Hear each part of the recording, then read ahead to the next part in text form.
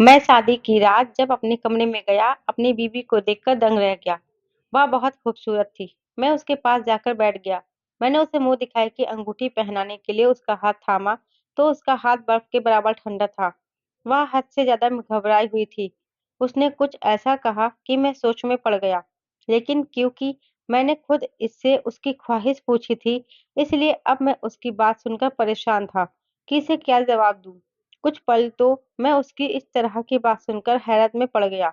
मेरी मिठाई की दुकान थी और मेरी दुकान की मिठाई शहर में काफ़ी मशहूर थी। लोग दूर-दूर इलाकों से लोग मेरे पास मिठाई लेने आते थे। मेरी दुकान में हर वक़्त लोगों की चहल-पहल ही रहती थी। मुझे ग्राहकों से फुर्सत ही नहीं मिलती थी। मैं अपने घर का अकेला कमाने वाला था। मेरे घर में मेरी माँ और एक छोटा भाई था जो पढ़ता था और कॉलेज से वापस आकर मेरी दुकान में मेरी मदद के लिए आ जाता था। मेरे बाप का देहांत तो उस वक़्त हुआ जब मैं 16 साल का था और 16 साल की उम्र से ही मैं पापा की मिठाई की दुकान सँभाल रहा था। मैंने अपने पापा की दुकान पर जी-तोड़ मेहनत की थी और अपनी मिठाई का कारोबार कभी गिरने नहीं दिया था। यही वजह थी कि मेरे पास ग्राहकों का मेला लगा रहता था। उन्हीं दिनों मेरे रिश्ते की बात चल रही थी। लड़की मेरी माँ को बहुत पसंद आ गई थी, लेकिन मैंने अभी तक उस लड़की को देखा नहीं था। मगर मुझे यकीन था कि अगर मेरी माँ इस लड़की पर इतनी फ़िदा है, तो वह ज़रूर खूबसूरत ही होगी। मैं अपनी दुकान में इतना बिज़ी था कि शादी वाले दिन तक मैंने दुकान बंद नहीं की थी। शाम को मैंने जल्दी से सारे ग्राहक निपटाए, तैयार होकर अपनी बारात पर चला गया। शादी पर मैंने पहली बार निक्की को देखा था। मेरी सोच से ज़्यादा हसीन थी। शादी की रात जब मैंने उसे अंगूठी पहनाई तो कहने लगी, "अगर मैं आपसे कोई फ़रमाइश करूँ, तो क्या आप मेरी बात मानेंगे?" मुझे ये कहा इनकार करने की आदत थी। मैं तो उसके हुस्न का दीवाना हो गया था। मैंने कहा मुझे तो खुशी होगी अगर तुम मुझसे कोई फ़रमाइश करो। लेकिन जो बात उसने कही वह सुनकर तो मेरे होश उड़ गए थे। मैं कुछ पल तो उसकी बात को हैरत से सुनता रहा। फिर यह सोचने लगा कि यह क्या चक्कर है, जो बात मेरी पहली रात की दुल्हन मुझसे कह रही थी, अगर वह सच था, तो शादी से पहले मुझे इससे क्यों नहीं वाकिफ़ किया गया था। यह तो सरासर मेरे साथ धोखा था, लेकिन मैं निक्की से कुछ भी नहीं कह सकता था। वजह मेरा नर्म मिजाज था। मैं बेड से उठकर सामने सोफ़े पर जाकर लेट गया। आज की रात के लिए मैंने जितने भी ख्वाब देखे थे, वह सब मेरी बीवी की फ़रमाइश से टूट चुके थे। मेरी शादी को अब 2 हफ़्ते गुज़र गए थे। मैं बहुत बुझे दिल के साथ सुबह उठता था। दुकान पर भी मेरा मन मेरी बीवी की बात पर ही पड़ा रहता था। मैं दुकान की दीवार पर लगी घड़ी को देखता। जैसे ही दुकान बंद करने का वक़्त आता, मैं अपने छोटे भाई से कहता, "तुम घर जाओ, मुझे कहीं काम से जाना है।" वह घर की तरफ चला गया था और मैं जल्दी से 5 किलो मिठाई डिब्बे में भरता और अपने ससुराल चला जाता।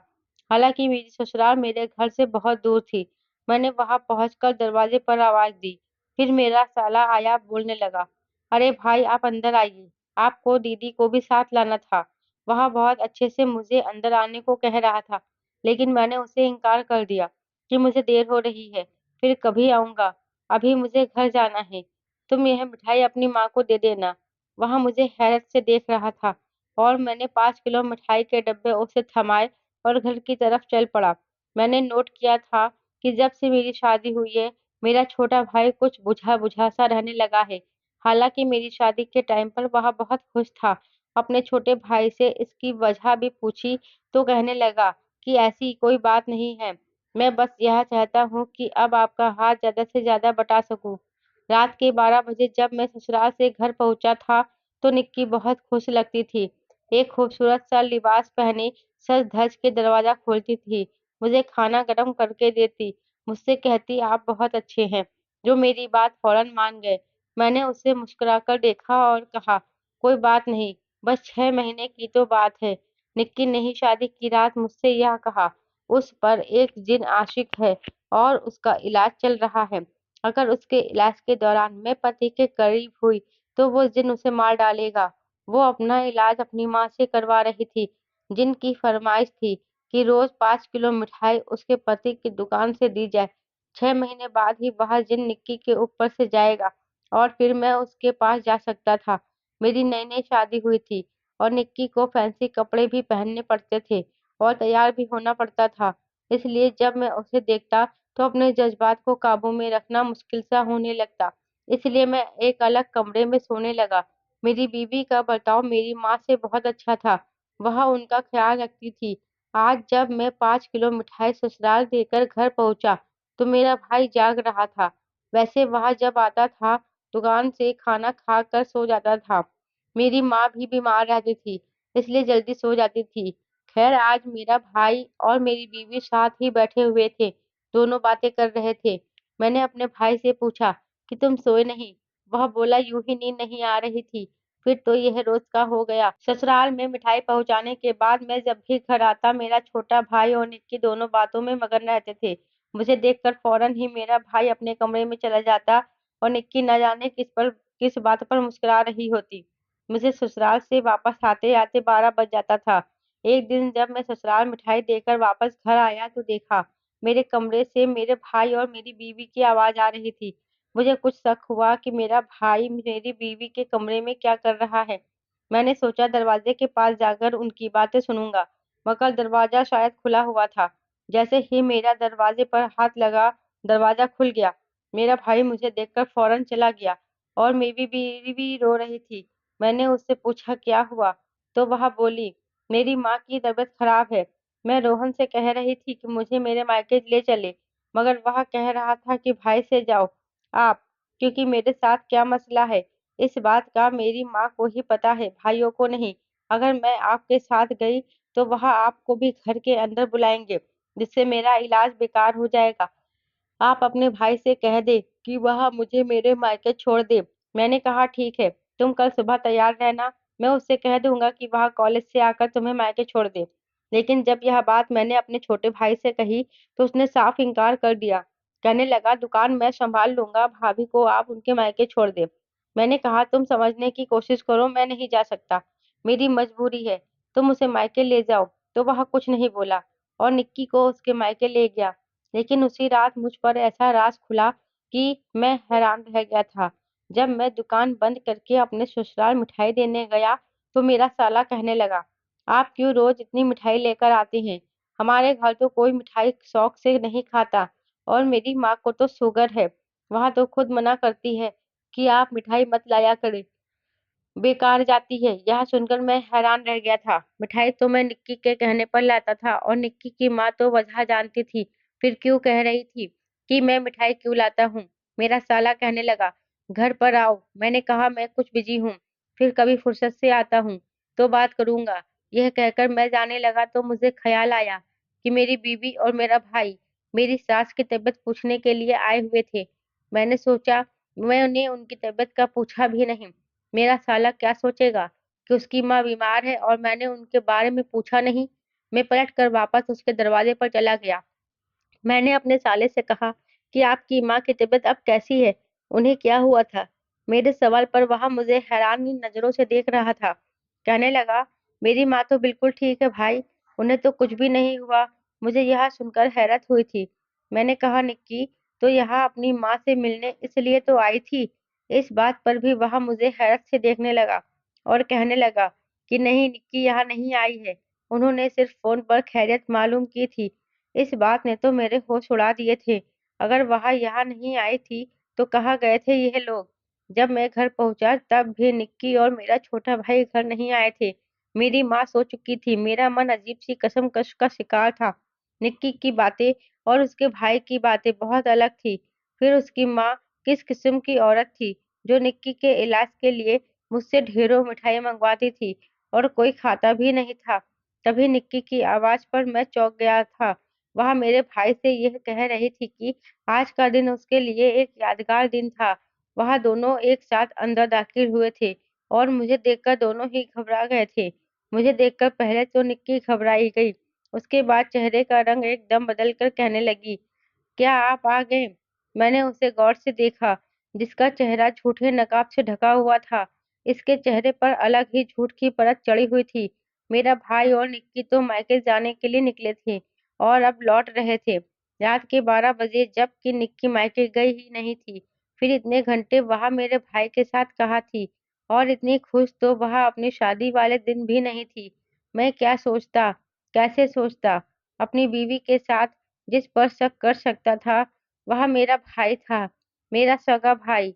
इतना बड़ा धोखा वे दोनों मुझे कैसे दे सकते थे और क्यों? मैं कमरे में आकर सिगरेट पीने लगा। मेरा मन इस बात को मान ही नहीं रहा था, जो मेरी आंखें मेरी भाई के बारे में देख चुकी थी। मेरी मिठाई की दुकान थी। शादी हुई तो बीवी अगले ही दिन कहने लगी कि घर आने से पहले रोज मेरी माँ के घर मिठाई देकर आना। मेरी माँ को मीठा बहुत पसंद है। कम उम्र नई नवेली दुल्हन की बात मेरे लिए बहुत ही खास थी। मैं रोज पहले ससुराल जाकर मिठाई देता, फिर घर आता। एक दिन मैं मिठाई देने गया तो मेरे साले ने दरवाजा खोला और कहने लगा, आप क्यों रोज मिठाई लाते हैं? घर में कोई नहीं खाता। मैं हैरान हो गया था। 13 साल की उम्र में मेरे मेरे बाप का देहांत हुआ था। उस वक्त मैं 9वीं क्लास में था, लेकिन बाप के देहांत की वजह से पेपर भी नहीं दिए थे और दुकान की जिम्मेदारी संभालने के साथ अपनी माँ और अपने भाई की जिम्मेदारी संभालता था। मैंने अपनी पढ़ाई की कुर्बानी दी थी ताकि मेरा छोटा भाई पढ़ाई हासिल कर ले। मैंने खुद पर आराम सुकून सब बर्बाद कर लिया था ताकि मेरा भाई सुकून की जिंदगी गुजार सके, और उसने मेरे ही घर पर डाका डाल लिया था। अब मेरी आंखों से आंसू निकलने लगे थे। मैं तो उस वक्त पर भी नहीं रोया था जब मेरे बाप का देहांत हुआ था। हालांकि मुझे बहुत सदमा पहुंचा था। आखिर मेरे सर से मेरा साया छिन गया था। रोते हुए छोटे भाई को गले लगाकर मैंने कहा था, तुम यह ना समझना कि तुम अनाथ हो गए हो। मैं तुम्हारा बाप हूँ। मैंने अपने बाप की मौत के बाद खुद को उनके जगह खड़ा करके सोचना शुरू कर दिया था। न किसी लड़की की तरफ आंख उठाकर देखा, न कभी किसी से दोस्ती की। जब शादी हुई तो निक्की को देखकर मुझे लगा कि मेरे सब्र का फल मुझे मिल गया। लेकिन निक्की को तो मुझे देखकर उसके चेहरे पर एक नागवारी सी छा जाती थी। पहले तो मैं यह समझता था उस नागवारी की वजह उसका आशिक जिन है जो इस पर आया हुआ है, इसलिए मुझे देखते ही निक्की ऐसा जाहिर करती है। लेकिन आज तो वह बेहद खुश थी। मैं तेज रोने लगा। मेरे रोने की आवाज से निक्की के साथ साथ मेरा भाई और मेरी माँ भी उठकर मेरे कमरे में आ गई थी। मैं दहाड़े मार मार कर रो रहा था। छोटा भाई मुझे समझाने लगा, मुझसे पूछने लगा कि भाई आपको क्या हुआ है? लेकिन मैं क्या बताता कि तूने ही आग लगाई है। मेरे सब्र भी जवाब दे गया। मुझे लग रहा था कि दूसरों को संभालते संभालते मैं आज बेसहारा हो गया हूँ। मेरी माँ ने मुझे अपनी बाहों में भर लिया। वह खुद भी रोने लगी। कहने लगी, तुमने हमें खुश करने के लिए खुद पर खुशियां हराम कर ली थी। मैं माँ के साथ अभी अपने कमरे में से निकल कर माँ के कमरे में आकर लेट गया। मेरी माँ मेरे सर पर हाथ फेरने लगी। न जाने कब मुझे नींद आई, मुझे पता नहीं चला। सुबह तक मैं बुखार में घिर चुका था। 2-4 दिन गुजरे, मैं ठीक होने लगा। इतने दिन दुकान मेरे छोटे भाई ने संभाली थी। मैंने अपने भाई और निक्की से बातचीत शुरू कर दी थी। मेरी तबीयत जब कुछ संभलती तो मैं निक्की के मायके चला गया। मेरे दिल में एक आखिरी उम्मीद का दिया था। मेरी सास बहुत अच्छी औरत थी, मुझसे बिल्कुल माँ की तरह सर पर प्यार देकर मिली थी। फिर मुझसे शिकवा करने लगी कि तुम बाहर से ही लौट जाते हो। मुझे तो बहुत अफसोस होता है कि जब से शादी हुई है तुम दोनों तो एक बार भी हमारे घर नहीं आए। और तुम इतनी ज्यादा मिठाई रोज रोज क्यों देते थे? बेटा, हमारे घर में कोई भी मीठा को इतने शौक से नहीं खाता, और मुझे तो वैसे भी शुगर है। उनकी बातों से जो बात मुझे समझ आई थी, मैं उसे लफ्जों से सुनना चाहता था। मैंने कहा, मुझे आपसे कुछ पूछना है। कहने लगी, जरूर पूछो। मैंने निक्की की सारी बात उनके कानों में डाल दी। वह सुनकर हैरान थी। कहने लगी, मेरी बेटी पर कोई जिन नहीं है, वह बिल्कुल ठीक है। कहने लगी, अगर ऐसा कोई मामला होता भी, मैं शादी से पहले उस चीज का इलाज करवाती। मैं वहां से उठकर वापस घर आ गया। समझ गया था कि निक्की मुझे घर से निकाल कर वह वक्त मेरे भाई के साथ बिताना चाहती है। आज भी मेरे आने से वह बेखबर थी, लेकिन इस बार उन दोनों की आवाज आ रही थी। मैं कमरे से बाहर खड़ा हो गया। मैंने उनकी बात सुनने के बाद छोटे भाई के कमरे का दरवाजा खटखटाया। मेरी दस्तक पर अंदर खामोशी छा गई थी। कुछ देर बाद दरवाजा खुला तो मुझे देखकर निक्की रोने लगी। आकर मेरे गले लग गई, कहने लगी, अच्छा हुआ आप आ गए। उस आपका भाई अच्छा इंसान नहीं है। मुझे तन्हा पाकर यह शख्स मेरे साथ, ये कहकर वह जोर-जोर से रोने लगी थी। तभी मेरा भाई बदहवास मेरे पास आ गया और कहने लगा, ये झूठ बोल रही है। असल बात क्या है ये मैं आपको बताता हूँ। भाई, ये मेरे साथ कॉलेज में पढ़ती थी। यह मुझे पसंद करती थी, मगर मैं इसे पसंद नहीं करता था। मैंने मना कर दिया। इसके बाद इसने मुझे बहुत दबाव डाला और परेशान करने की कोशिश की, लेकिन मैंने इसे साफ इनकार कर दिया। लेकिन मुझे नहीं पता था कि इसकी शादी आपसे हो जाएगी। शादी वाले दिन भी जब इसने मुझे देखा, तो मुझे धमकाने लगी कि वह आपके दिल में मेरे लिए शक डाल देगी। मेरे छोटे भाई ने सारी हकीकत खोलकर रख दी थी, लेकिन वह हर बात से मुकर गई। मैं ज़रूर उसकी बात पर यकीन कर लेता, क्योंकि मैं निक्की से मोहब्बत करता था, लेकिन मैं उनकी बातें सुन चुका था, जिसमें निक्की ने हर बात का इकरार किया था। वह कह रही थी कि वह मेरे भाई से प्यार करती है, और आज से नहीं, पिछले 4 सालों से। लेकिन मेरा भाई उसे यही कह रहा था, वह उसके लिए सिर्फ भाभी है और कुछ नहीं। इसलिए आज के बाद वह उसके कमरे में ना आए। निक्की कहने लगी, तुम्हारे खातिर मैंने आज तक कभी अपने पति को खुद को छूने तक नहीं दिया। अगर तुमने मेरी बात न मानी तो मैं तुम पर गलत इल्जाम लगा दूंगी। लेकिन मेरा भाई उससे कह रहा था कि वह ऐसा कुछ नहीं करेगा, क्योंकि वह उसे प्यार नहीं करता। मैं तुम्हारे ब्लैकमेल करने पर ही उस दिन साथ चला गया था, लेकिन अब ऐसा कुछ नहीं करेगा। मैं हकीकत जान चुका था, इसलिए निक्की को तलाक दे दिया, क्योंकि जब उसके दिल में ही मैं नहीं था, तो जिंदगी में भी मुझे नहीं होना चाहिए था। छोटे भाई ने मुझे कोई धोखा नहीं दिया था, वह तो खुद ही निक्की के हाथों ब्लैकमेल हो रहा था। कभी-कभी हम देखने में गलती कर जाते हैं। हमें अपने परिवार और अपने भाई-बहनों की मोहब्बत पर भरोसा रखना चाहिए था। दोस्तों, उम्मीद करती हूँ आपको मेरी कहानी पसंद आई होगी। दोस्तों, कहानी अच्छी लगी है तो वीडियो को लाइक और शेयर करें। चैनल पर नए हैं तो चैनल को सब्सक्राइब ज़रूर करें। साथ ही बेल आइकन को प्रेस करें, जिससे वीडियो की अगली अपडेट सबसे पहले आपको मिले।